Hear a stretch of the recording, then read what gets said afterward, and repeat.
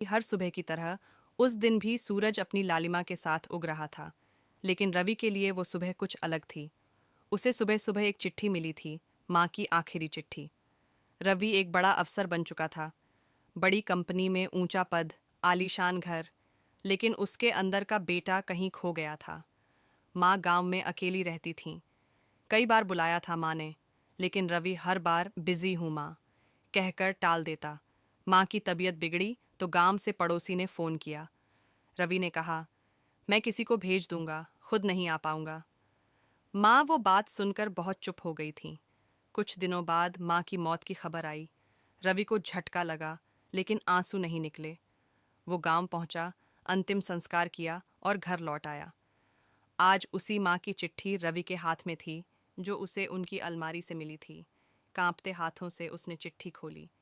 मेरे बेटे रवि को, बेटा, जब तू ये चिट्ठी पढ़ रहा होगा, तब शायद मैं इस दुनिया में नहीं रहूंगी, लेकिन मेरी ममता, मेरी दुआएं हमेशा तेरे साथ रहेंगी।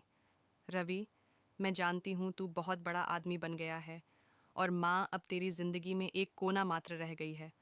पर बेटा, जब तू छोटा था ना, तो तू डर के मारे रात को रोता था और मैं तुझे सीने से लगा लेती थी।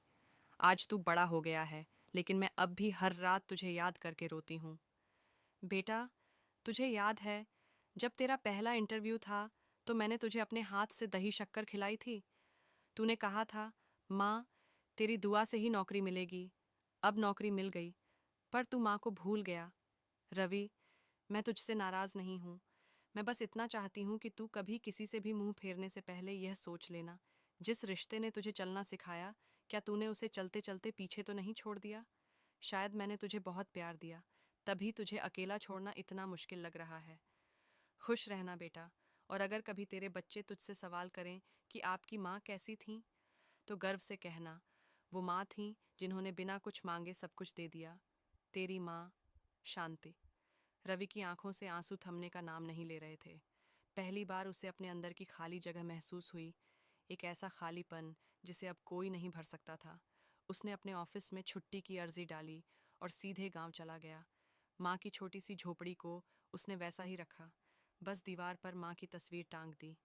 और हर साल माँ की तिथि पर वो वहीं जाता, कुछ घंटे बैठता, माँ से बातें करता और चुपचाप लौट आता, क्योंकि अब उसे समझ आ गया था, जिंदगी में सबसे बड़ा अफसोस वही होता है जो माँ बाप के लिए कुछ न कर पाने का होता है।